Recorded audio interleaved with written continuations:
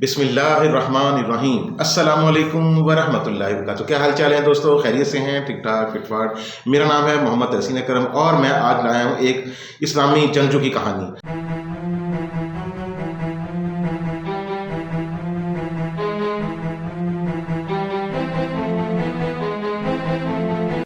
جس کا نام ہے صلاح الدین ایوبی۔ یار کے بارے میں تو آپ لوگ جانتے ہوں گے، جو لوگ نہیں جانتے تو میں مختصر ان کے بارے میں تھوڑا سا آپ کو تعارف بتا دیتا ہوں۔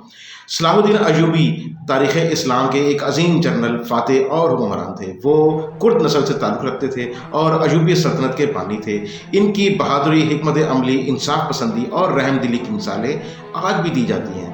اگر ابتدائی زندگی کے بارے میں ان سے بات کرتے ہیں، صلاح الدین ایوبی کا اصل نام یوسف بن ایوب تھا۔ وہ ایک مذہبی اور جنگی ماحول میں پروان چڑھے تھے۔ ان کے والد اور چچا نور الدین ایوبی اور اسد الدین شیرکو بھی بڑے عسکری ماہر تھے، جنہوں نے نوجوان صلاح الدین ایوبی کی بہترین تربیت کی۔ عروج اور فتوحات کی اگر بات کی جائے تو صلاح الدین ایوبی نے ابتدا میں نور الدین زنگی کے زیر سایہ خدمات سر انجام دی۔ ان کی قابلیت اور ذہانت کو دیکھتے ہوئے انہیں مصر بھیجا گیا، جہاں انہوں نے قاسمی خلافت کا خاتمہ کر کے ایوبی سلطنت کی بنیاد رکھی۔ وہ ایک ماہر حکمران تھے جنہوں نے مسلم دنیا کو متحد کرنے کے لیے بے شمار کوششیں کی۔ جنگ حطین اور بیت المقدس کی فتح صلاح الدین ایوبی کا سب سے بڑا کارنامہ 1187 میں بیت المقدس کی فتح کے وقت صلیبی جنگجوؤں کے دوران یورپی عیسائی فوجیوں نے مسلمانوں سے بیت المقدس چھین لیا، لیکن صلاح الدین ایوبی نے اپنی شجاعت اور بہترین حکمت عملی سے جنگ حطین میں صلیبیوں کو زبردست شکست دی اور بیت المقدس کو دوبارہ اسلامی سلطنت کا حصہ بنایا۔ اگر ہم بات کرتے ہیں رحم دلی اور انصاف کی، تو جب بیت المقدس فتح ہوا تو صلاح الدین ایوبی نے دشمنوں کے ساتھ انتہائی حسن سلوک کا مظاہرہ کیا۔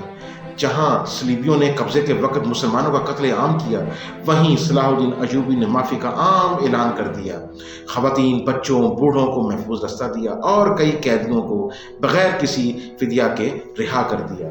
ان کے انصاف اور رحم دلی کی کوششوں کو سراہا گیا، حتیٰ کہ رچرڈ شیر دل جیسے صلیبی رہنما بھی ان کی بہادری اور کردار کے مترادف تھے۔ اگر آخری ایام کی بات کی جائے تو صلاح الدین ایوبی 4 مارچ 1193 کو دمشق میں انتقال کر گئے۔ ان کی وفات کے وقت ان کے پاس ذاتی دولت صرف چند درہم تھے اور ایک تلوار تھی، کیونکہ وہ ساری زندگی رعایا کی فلاح و بہبود پر خرچ کرتے رہے۔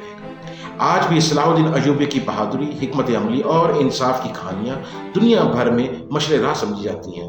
وہ نہ صرف ایک عظیم فاتح تھے بلکہ ایک مثالی حکمران بھی تھے، جنہوں نے مسلم دنیا کو اتحاد کا درس دیا۔ تو یار یہ تھا آج کا ولاگ جو میں آپ کے لیے لے کر آیا تھا۔ امید ہے آپ لوگوں کو پسند آیا ہوگا اور اس سے کافی معلومات آپ کو ملی ہوں گی۔